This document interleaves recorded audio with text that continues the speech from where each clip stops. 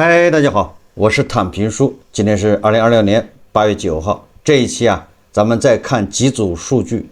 通過這幾組數據我們看一看我們形勢到底怎麼樣。這些數據都是官方數據。通過官方數據對照一下我們各自的感受。第一組數据一半人月入不足3200元，我們才是收入報表裡的大多數。這個話怎麼說呢？首先2020年7月，國家統計局正式發布上半年居民收入核心數據，全國居民人均可支配收入22981元，名義漲幅 5.2%， 剔除通脹後實際增長 4.2%。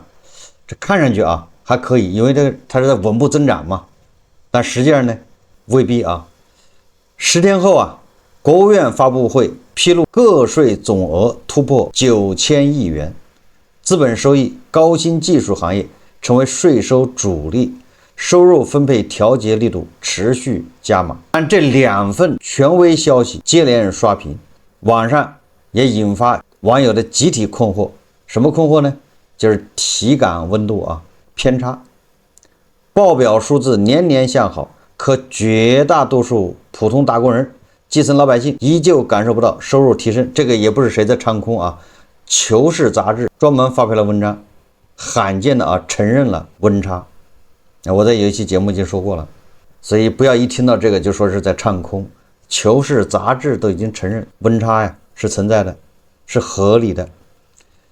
每次薪資數據發布，網絡總會掀起一輪集體困惑，報表裡工資年年漲，自己到手的收入卻始終沒有起色，甚至還在萎縮，甚至有人收入就斷了，斷流多數人反感城市平均工資，本質不是底數據，而是算術平均數天生會被高管技術精英拉高，完全覆蓋不了億萬普通打工人、基層老百姓的生存現狀。想要看懂真實民生，中位數、到手收入、崗位屬性、保障差異才是更靠譜的衡量標尺。2020年上半年全國居民可支配收入平均数是不到23000折算每月3830元，這是平均數。但是中位数呢？我在有一期節目說过是吧？中位数比平均数要低，說明大部分人是在這個平均數以下的。中位数是收入一半的人，對吧？在這個之下，那中位数比平均数還低說明大部分人是在平均數以下。而我們的中位数只有多少呢？中位数是19000，折合了每个月只有3172元，也就是一半的人收入是在每月3172元以下。直白来说全国一半普通人上半年可支配收入没有超过19000元，每月可自由支配金額沒能跨過3200元門檻。當然了，這個一半的人那就包括了老少病殘孕，就不是說全是上班的人這個人均可支配人均收入中位數指所有的人，這個概念咱們說清楚，不能搞亂了平均數是被少數高薪群體抬高的數字，中位數才是普通人的收入底線。就像一間辦公室9名基層員工月薪5000，一位高管月薪5萬，平均薪資直接破萬，但大多數人的真實收入依舊停留在5000元區間，這也是無數打工人總覺得被平均的根源。但是不光是平均和中位數之間的差異，還有體制內與民營私企的收入鴻溝，那也是普通人繞不開的現實。城鎮非私營單位，哪些叫城鎮非私營單位呢？就是機關、事業單位、國企、上市公司、大的廠薪資基數長期領跑，而吸納最多的就業的私營企業，薪資體量差距明顯。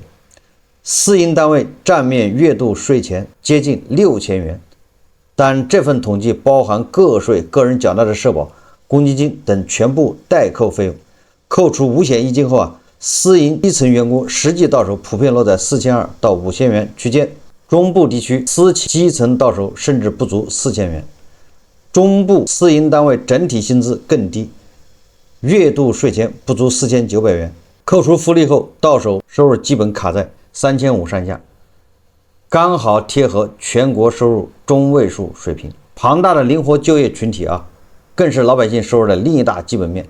全國現有靈活就業人員超過2.8億人，占城鎮就業人口40%左右。這類人群包含外賣騎手、貨車司機、家政服務、個體商戶、線下服務業臨時工。看似部分崗位賬面收入不低，實則含金量遠遠低於固定的上班族。數據顯示啊，靈活就業整體月均賬面收入6230元，略高於私企固定職工，但絕大多數沒有企業繳納五險一金，沒有帶薪年假、工傷保障、失業補貼，所有的保障需要個人自費承擔。那麼內部分化同樣明顯啊，月嫂、資深貨車司機月入可突破8000，而商超導購、保潔、普通門店服務員等基礎服務崗位超40%人群啊，月收入落在5000元以內，近1/3靈活從業者月收入不足3000元，收入受訂單、季節行情影響極大，旺季高薪，淡季收入縮水是常態，穩定性遠不如固定崗位。這是一個落差啊。再落到具體的崗位層級，基層執行崗永遠是收入金字塔的基座。規模以上企業裡，生產製造人員、生活服務人員年均工資有限，月度稅前是6200元上下。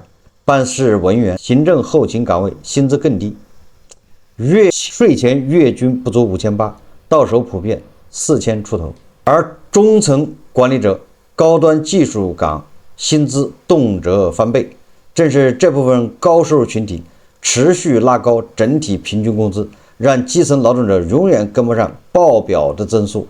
網絡盛行的月薪過萬很普遍，在官方數據裡只是小眾，工薪階層裡月薪過萬人群佔比僅1%，全民範圍內佔比不足1%。收入之外，收支對沖才是壓在普通人身上的現實壓力。結合上半年居民消費數據來看，居民日常刚性支出持續穩定，得如月到手3200元左右的多數人，除房租、餐飲、水電、通勤後啊，幾乎沒有儲蓄空間。如果是1、2線城市，房租就會吃掉收入的1/3，想要存錢、贍養家庭、應對突發開支，只能不斷壓縮生活需求。而絕大多數普通打工人而言，月薪3000到5000元，扣除固定開銷，勉強糊口，勤懇上班，只求安穩度日，才是當下最普遍的日常。看得見數據的上漲，看得見個體的難處，兼顧宏觀發展與個體生存，才是看待民生收入最客觀的方式。這個實際上這個數字就是告訴我們啊，我們一半人月入是不到3200元的，平均收入啊會騙人，但是中位數不騙人。剛才說的啊，體制內這個對吧，城鎮非私營單位還有私營企業之間的差距，管理層和普通員工之間的差距，靈活就業者对不對，和有固定單位的人差距。我們再看看啊，以北京為例是什麼個情況呢？北京啊，官方數據顯示啊，上半年當地居民人均可支配收入達到了47290元，同比提升4.8%，其中工資類收入增幅5%，各類轉移收入同步名義上漲5.1%。如果真的啊增長這麼多，就是大家的收入啊比去年還增加了5%左右，4.8%，那麼你說明年肯定還會增長5%左右啊，沒毛病，對不對？去年就是增長了嗎？今年又增長，上半年那下半年還要增長5%，這沒問題啊，因為去年就增長，前年也是增長的。你去把這個統計局公布的數字翻開看一看，哪一年公布了說啊這個人均可支配收入是下降的？沒有啊，都在增長。如果是这是真實的啊，那麼今年上半年又增長了4.8%，下半年還全年增長5%或者4.8%，明年又增長，那就在這種情況下，我們的人均可支配收入是47000，北京啊，那麼你會錢包不花不消費嗎？你會勒緊褲腰带嗎？這就是一個大家思考的問題。如果收入真的年年在漲，為什麼大家褲腰帶是勒得越來越緊呢？這個增長數據是全體居民平均之後的結果，收入增量高度集中在一小部分群体身上，而絕大多数普通从業者薪資基本持平，部分人群甚至出现收入縮水，就是平均数在增长，而絕大部分收入在下降，那個中位數那個數還在往下移。這就是北京市統計顯示居民人均可支配收入同比增長 4.8%， 但北京市商品消費同比回落 2.2%， 一個是下降 2.2%， 一個是增長 4.8%， 這個相差 7%。 北京市老百姓總收入快速增長，但整體消費反而收縮，這種反差放在任何城市都很難理解。以工業為例，上半年北京市規模以上工業增加值按可比价格計算，同比增長 3.4%， 其中工業戰略性新興產業、高技術製造業增加值分別增長 12.8%、15.7%， 而這兩個產業增加值大概占工業的 40%， 核算下來，這兩個產業帶來的全市 GDP 增長超過全市工業增長，也就是說這兩個產業以外的工業增加值是減少的，而這兩個行業就業人數不超過全市工業的就業的 20%。 同理今年上半年北京市服務業增加值增長主要是由軟件和金融行業快速增長支撐，而這兩個行業就業大約占全市總就業的 20%， 也就是說不超過北京 20% 就業的幾乎貢獻了全市所有的經濟增長或者更多，而 80% 的從業者所處的行業處于停滯或收縮狀態，他們的收入自然不會有多少增長，不減少就不錯，這就是 K 型發展了。K 型發展往上的那條腿，它的人數少，但是它對吧帶來的增長，而 K 型往下發展那條腿呢，人數最多，它在下降。高收入群體本身日常消費需求已趨於飽和，即便收入迎來明顯上漲，新增的資金大多會流向理財、儲蓄、大額資產配置或者少量高端奢侈品採購，很難拉動整體大眾消費市場。而支撐零售市場基本盤的普通工薪服務業從業者、個體小商戶，面對收入增長乏力，只能主動壓縮非必要消費，大件商品、可選消費的支出大幅減少。兩類群體的消費行為一增一減，相互抵消，最終體現在数据統計上，就是人均收入指標走高，而全社会零售規模出現下滑，就是社零數據一路下滑。北京上半年社会消費品零售總額6588億元，同比下降 2.2%， 其中實物商品零售跌幅擴大至 2.4%。 傳統燃油車需求疲軟只是表層誘因，底層邏輯還是多數居民收入沒有實質性改善。你看從我們全國的人均可支配收入到中位數，再到北京，你看都是這個情況。不只是北京全國範圍內也能看到收入與消費增速不匹配的現象。今年上半年全國居民人均可支配收入名義增長 5.2%， 社会消費品零售總額僅提升 1.3%， 收入增長幅度遠遠超過消費增長，居民增收之後更偏向存錢，消費意願整體偏弱。只是北京的分化程度遠比全國平均水平突出，全國消費市場尚且保持小幅增長，北京直接出現零售規模負增長，背後依托于城市獨特的產業結構。作為國內前沿科創核心城市，互聯網、金融、人工智能、高端研發產業大量集聚，產業紅利僅被少量高端技術、金融從業人員吸收，趨勢更明顯。頂端群體收入持續快速提升，也就是他們含淚要購買那30萬一平的2個億一套的房子，或者是含淚去香港買房。但是基層普通勞動者收入增長停滯甚至回落，亮眼的平均收入數據剛好卡在兩條分化曲線的中間，掩蓋了兩段巨大的收入差距。北京可以視作國內城市 K 型收入分化的典型樣本，財富增量集中於少數群體，大眾收入改善有限，最終形成收入均值快速上漲，而消費整體走入特殊的局面。實際上，一線城市上海、深圳、合肥等杭州啊，戰略新興產業發展強勁的城市表現都差不多。如果只看啊人均收入，那是同比上漲4.8%，城鎮失業率呢一直穩定在5%，对吧？這些宏觀數據啊，我們很容易得出經濟發展態勢向好的結論，向新向優，穩中向好。但是啊，落實到線下實體場景，街邊中小商鋪經營承壓，線下實體門店客流減少，平價剛需商品需求走高，宏觀統計數據和普通人真實生活感受形成了明顯的割裂。造成這種割裂的核心就是收入量級分化，至少80%的人平均了，也就是實際上你在那個人均可支配收入的下面是80%的人。這個說的是北京啊，我們再看看工業企業上半年到底收入怎麼樣。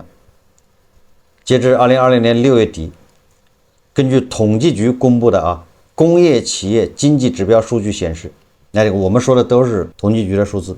全國共有158961家工業企業虧損，與去年同期的154389家相比，虧損企業多了啊4572家，增長了3%。你說這些企業這麼多企業虧損的企業還增加，那你說虧損的企業它員工工資還會漲嗎？是吧？這就道理就明白了。這虧損的企業還增加了4500家，今年上半年啊。與2024年同期149997家相比，增長了8964家，增長了6%。與2023年同期141255家相比，增長了17706家，增長了12.5%。與2022年同期116250家相比，增長42711家，增長了36.7%。你看啊，這就是你看從2022年開始。是不是虧損的企業是一年比一年多？2022年還只有11萬企業虧損，到了2020年上半年就變成了將近16萬家，你這多了4萬多家，5萬家，什麼概念？這5萬家企業虧損，這5萬家企業虧損，它的收入肯定降低啊。這就是你看啊，為什麼我們身邊總是說啊抱怨說收入降低啊、焦慮啊、着急啊、斷供啊，這就是為什麼你看。政府怎麼刺激它消費就是起不來呀？這些數字不都說明問題了嗎？這個不是誰唱空啊，這4年間，這個統計的是規模以上企業，也就是規上企業才在統計局的統計範圍之內啊。你那個街邊的小餐館那都不統計啊，有一定的規模的規上企業虧損的增加了小5萬家，一家啊100個人最少，对吧？那這500萬人收入。這5年下降的多厲害啊！那麼2026年上半年158961家企業總共虧多少錢呢？這是統計局的數字啊，總共虧掉9927億元，與上年同期9568億相比，又增長了3.7%。也就是我們規上工業啊，與去年上半年比，我們不僅虧損的企業多了，而且我們整個的虧損的額度也增加了，虧損了。增加3.7%，虧損面、虧損深度都在擴大。虧損面就是企業多了嘛，深度就是整個虧損的錢都在擴大呀。好，這是統計局的整個全國的情況。如果分地區呢，廣東虧損了25307家，一共是虧1225億元；江蘇是虧20722家，虧1079億元，浙江呢是19633家，虧損是793億。後面還有啊，這30多個都有，咱就不用念了，反正大家知道。所以我們看到很多人叫窮、叫苦、壓力大，有些人他就看不慣，為什麼呢？或許他啊沒有經歷這個過程，他不在這5萬家企業裡面，他的工資恰巧這幾年還在漲，所以認為哎，你們這些人就在唱空。啊，你們淨說不好聽的，哪有啊？我工資還漲了，別着急啊，你這工資已經漲到頭了，你別不信，很有可能明年開始啊，你的工資就要降，甚至啊，直接可能就要下崗裁員。現在就是你的高光時刻，你要好好的把握住啊，好好享受。我們接着再看，說到人均可支配收入是吧？不太好，是吧？但是啊，同樣的啊，我們還有人均負債呢，也是人均啊。好事你談不上，但是人均負債一旦背上了，那你就不爽了。人均收入这便宜你沒沾上，人均負債這個雷，對吧？但是你是要背上的啊。最近啊，有個話題非常火，網傳中國人均負債33萬，很多人都不信，這不我就根本沒負債，我怎麼還人均負債33萬呢？別人負的債跟我毛關係啊？哎，別搞錯了啊！截至2020年6月，中國宏觀總債務餘額459萬億，這個比較簡單了，對不對？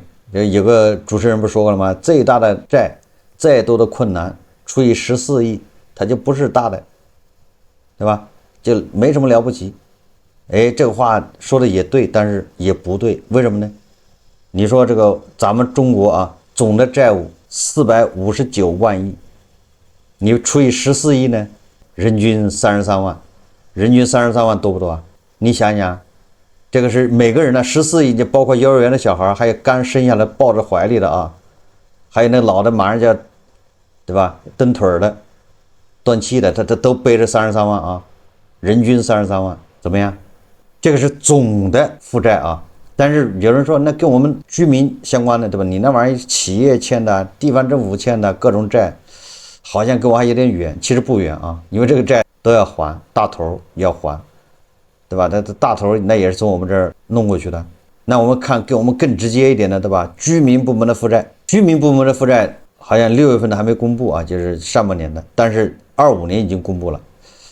2025年末，國內居民部門正規貸款餘額是83萬億，按照14億人計算，人均負債6萬元啊，這是我們居民，就是我們啊老百姓。這個整個2025年啊，截止到2025年，我們負債是83萬億。那我們這跟我們直接相關的，那人均是6萬元，6萬。你剛才我們人均對吧？那個中位數是一個月3200，一年才3萬多啊，你這合着2年對吧？你才能把這債還完，2年不吃不喝，我們人均对吧？月均3200以下的是占一半人嘛。我们这一半人要用2年时间才能把这人均6萬的債給還掉。我們啊自己，那你說多還是少呢？那有人就說了，哎，你這個玩意肯定是房貸吧，對不對？確實是啊，這主要就是我們居民部門的貸款主要是房貸，還消費貸，對吧？那消費貸佔比就比較小了啊，還有汽車貸款那也比較小了，那這大頭肯定是房貸。2025年末，居民貸款總額83萬億中，有37萬億是房貸，佔了將近一半，就是45%。而背負住房貸款的家庭1.35億戶，按每戶2到3人算，直接涉及的房貸人群4億，每人平均貸款10萬元。這是房貸啊，你算算房貸，房貸什麼意思？也就是3口之家，你連那個小孩都算上，相當於每個人10萬，人均啊，按揭貸款。因為按揭貸款一共是37萬億，涉及到1.35億戶，一戶多少錢呢？一戶實際上就是不到30萬，平均啊。所以從這個幾個維度一看，中國人的負債高不高呢？實際上中國人的負債非常高，收入低，負債高，是不是？剛才我們介紹這幾組數，大家一捋下來，就是發現了一個規律啊，就是我們中位數對吧？只有月均是3200，收入很低的，但是貸款呢，我們的負債呢，你怎麼算負債都不少。我們這5年來，很多規模以上的企業虧損的越來越多，虧損的越來越深，大家收入就在降低，對吧？連北京市都這樣。好的是誰呢？好的是 K 型發展的那條腿，他們好一點，但是往下的這條腿人是最多的啊，所以說這個大家就明白了我們的壓力有多大，債務多大。所以說為什麼說大家總是不快樂啊？大家總是好像越活越累啊！咱們明明是第2大經濟體，但是老百姓越來越累。你看看你就剛才這個數字一介紹，你能不累嗎？对，這數字不是編造的啊，它恰恰就反映了為什麼大家累。你看負債可不少啊，人均家庭就是買了房的啊，人均是負債10萬，家庭是負債30萬。這就是為什麼越刺激消費越不行。為什麼北京、上海社零數據月在下降？這數字不就說明問題了嗎？所以最後我們要說啊，那现在經濟下行，大家賺錢難，對吧？企業都不賺錢，虧損的企業越來越多。我們在 K 型發展的下一條腿是吧？這樣的人最多，那我們怎麼辦呢？實際上記住了啊，未來啊，你要是 K 型發展那條腿，科技啊，硬科技、硅基，那就別說了。那你要好好把握，現在正是人生叫上升期，在走上坡路，好好把握。高光时刻就那麼幾年，2年3年，把握不住，那也基本上就完了。把握住了，对吧？人生后面路就好走了。但是我們絕大部分人是不是的？是在傳統行業，是在往下出溜的那條腿上。這個咱們要自己要有一個清醒的認識和判斷。所以，那麼在絕大部分人在往下出溜那条腿上，它的表現就是工資只會降不會升，年終獎必須縮水，年會福利什麼這個各種福利能取消的全部取消掉，哎，這就成了常態。然後每天還有威脅要裁员，你看看百度啊，百度是滾动式裁员，就滾动式裁员什麼意思啊？這一波刚裁完，從這個部門裁起啊，裁到那個部门，剛全公司裁完一遍，哎。第二波又來了，又從這個部門開始，叫滾動式裁員。你說這就沒個消停的時候，都已經到這個份上了。奶茶從1周3杯降到1杯，外賣不點了，二手商品成了熱門，捂緊口袋過日子成了日常。大環境不好，未來3年大概率很難企穩，追求穩定成了大多数人的方向。考公熱度不減，不是不想努力，是怕努力錯了方向。所以我們作為普通人啊，第一個就是这個實踐中我們5年前一直在反覆嘮叨的，那現在還要強調啊，守住主業絕不裸辭，就是我們說的守保工作啊，3保。保工作以前是挑工作，現在有工作就偷着樂，能夠按時給你發工資的，你就应该感謝、感激、感恩，按時發工資啊。大家保持默契，不再聊跳槽計劃，哪怕工作不順心，嶄新沒進度，也都在咬牙堅持，因為誰都清楚這年頭誰都難，所以哪怕對現狀不滿也別裸辭。第二個是保現金啊，現金為王，攢錢絕不投資，可以騙你的人不能騙你的錢。現金流就是生命線，有人看別人靠投資賺了錢，就想抄作業，結果反而虧了本金。行情不好時啊，守住現金，穩步攢錢，不是保守，是給未來留足緩衝，對吧？你這現在這個現金叫安全墊，叫緩衝墊，對吧？你的現金越多，你這個緩衝墊就越厚，現金越多，你這個安全墊就越厚，後面再摔一下不要緊。現金啊，你的存款啊，就是安全墊，手裡有糧，心裡不慌。第三個就是別撐面子，別讓負債鎖死未來，錢不多就別買車買房，車是消耗品，開出 4S 店就貶值，非核心城市的房子流通性差，想變現都難。你看这跟咱們觀點完全一致啊，是吧？就我這一直說，你要是在地級市以上的，你都不需要買車，買什麼車呢？現在也不像過去的吧，你買個車有面子，現在有啥面子啊？所以說你出門就打車，比你買車的強，而且還沒你買車花得多。房子呢更是了啊，有錢就買，沒錢就算了，租房住。第四個是消費降級，對吧？不該花的錢堅決不花，勒緊褲腰帶，把錢花在刀刃上。第五個就是对吧？你還得有一技之長啊，對吧？你得有核心競爭力。所以說在自己主業上面多花點時間啊。如果說我主業真的沒用了，那你得搞一個你的特長，在你的副業方面追求，以備不時之需啊。萬一裁掉了，你副業就變成主業啊。最後啊，也是最重要的，實際上前面5個都不重要，最重要的是第6個，叫調整心態，保住健康。哎，這是最重要的，對吧？說一千道一萬，把心態調整好。我們所有的煩惱實際上都是來自於心態沒有擺正。你把心態一擺正，你發現你沒有煩惱，有什麼煩惱呢？饅頭加榨菜，你自己過自己的日子，沒有煩惱，對吧？你所有的煩惱都是來自於比較，來自於分別心，來自於跟這個比跟那個比，來自於，對吧？各種無形的壓力，這都是你自己心裡產生的。所以你把心態一擺好之後，你發現，哎，我這日子過得還挺舒服，還挺滋潤。當然了，這一切啊，都要有個健康做保證。身體不好，那你也不知道在給誰掙錢。所以說，最重要的是身心健康。好，這一期啊，咱們主要把統計局的數字，对吧？咱們羅列一下，從平均收入、人均收入到中位數，從北京到全國，是吧？從各個角度，實際上告訴大家，你要覺得冷是正常的，因為大部分人都應該覺得冷。覺得冷不是說你不行，對吧？也不是說你在唱空，冷才是正常的。連《求是》雜誌都已經說了，溫差已經罕見啊，人家承認了，大大方方承認，確實有溫差。過去我們要說冷，那說你在唱空；你要說經濟通縮，那也是唱空。現在對吧？官媒都承認了，你不能再說這叫唱空，這是大家真實感受。首先要正視問題。你只有正視了問題，你才有可能去解決問題。你連問題都不敢去面對，你連問題都要去遮掩，你連問題你都要繞過走，你怎麼可能去解決這個問題呢？所以這是第一步，第一步就要認清問題，認清了問題才能去解決問題。所以不要把認清問題這個過程當作是唱空，當作是制造焦慮。好，這期節目我們就聊到這裡，感謝大家收看。如果喜歡我的節目，歡迎訂閱、點讚、評論，謝謝大家。